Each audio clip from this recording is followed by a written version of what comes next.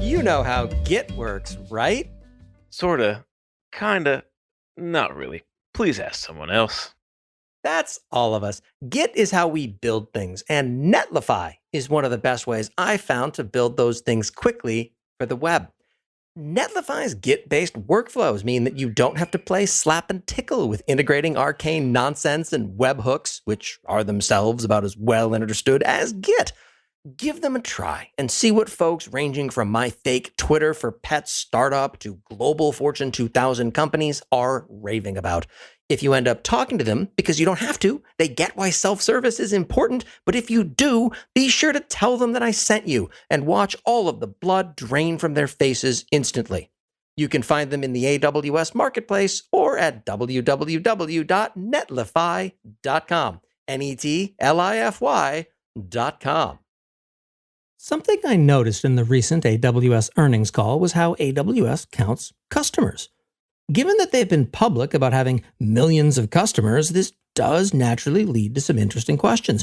Before I dive into it, I want to be very clear. I don't think anyone's being disingenuous here. These are hard problems to solve for, and no metric is going to solve for all cases. AWS's definition of customers is as follows. References to AWS customers mean unique AWS customer accounts, which are unique customer account IDs that are eligible to use AWS services. This includes AWS accounts in the AWS free tier. Multiple users accessing AWS services via one account ID are counted as a single account. Customers are considered active when they have had AWS usage activity during the preceding 1 month period. To unpack this a little, that means that an AWS customer is intended on some level to correspond to individual AWS accounts, not IAM users, individual credentials, or AWS organizations.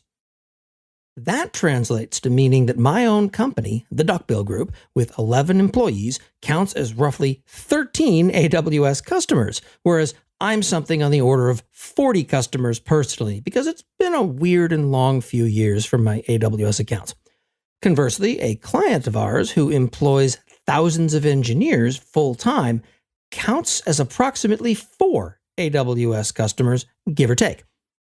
A large company that gives every employee their own sandbox accounts would then count as thousands of AWS customers, and this in turn becomes completely maddening.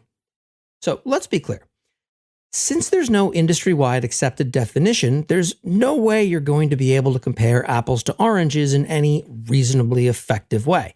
It's only useful insofar as it demonstrates that where you are today versus where you were at some other time. But inherent changes to how you're dealing with accounts means that there are many factors weighing in besides pure growth of your customer base. These are inherently always going to be vanity metrics that don't actually matter all that much. They equate all customers being the same when that's very far from true. So what other measures could they use?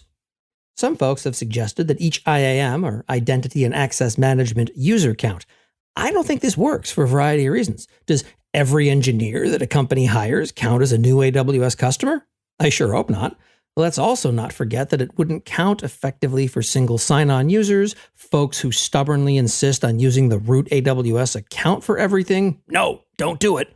And engineers at companies who only interact with AWS resources via a CI/CD system or internal developer portal. This episode is sponsored in part by my friends at Cloud Academy. Something special just for you folks. If you missed their offer on Black Friday or Cyber Monday or whatever day of the week doing sales it is, good news. They've opened up their Black Friday promotion for a very limited time. Same deal. $100 off a yearly plan, $249 a year for the highest quality cloud and tech skills content. Nobody else is going to get this, and you have to act now because they have assured me this is not going to last for much longer. Go to cloudacademy.com, hit the Start Free Trial button on the homepage, and use the promo code CLOUD when checking out. That's CLOUD. Like loud, what I am, with a C in front of it. They've got a free trial too, so you'll get 7 days to try it out to make sure it really is a good fit. You've got nothing to lose except your ignorance about cloud. My thanks to Cloud Academy once again for sponsoring my ridiculous nonsense. iRobot's Ben Kehoe suggests a compromise. The count should instead be every AWS organization plus every account that isn't attached to an organization. That would reduce me to being 3 customers, which is close to accurate as I'm very large post-pandemic.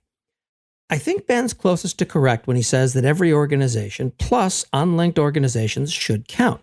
But that doesn't account for resellers who own the organization's payer account while managing a variety of independent companies' AWS accounts. I'd say that from where I sit, trying to calculate out the intent of the metric, the best answer is to simply give up. There's no great way for the number to be derived in a way that accounts for all use cases, and it's too easy for it to be misinterpreted in ways that just don't matter. At its core, AWS is attempting to demonstrate adoption and growth. There are far better metrics to expose that. Fundamentally, it all comes down to revenue and revenue growth. We're well past the point where 1 or 2 large AWS customers constitute the bulk of AWS. Even very large customers are still a small slice of the overall pie.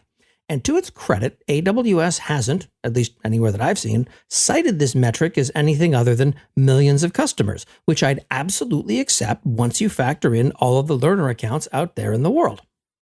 The only time the metric is referred to, aside from defining the term AWS customers in its most recent earnings report, is in the sentence, tens of thousands of AWS customers are supporting more than 10 million contact center interactions a day on Amazon Connect.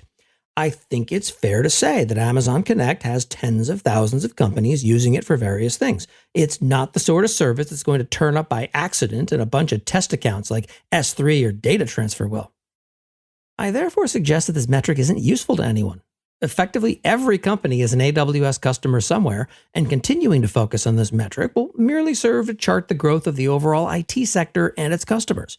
More interesting things to be tracking are per customer revenue, sectors that are actively using AWS, and what percentage of AWS's incredible growth is net new accounts versus organic expansion of large customers. Unfortunately, it's hard to see a lot of those details from the outside.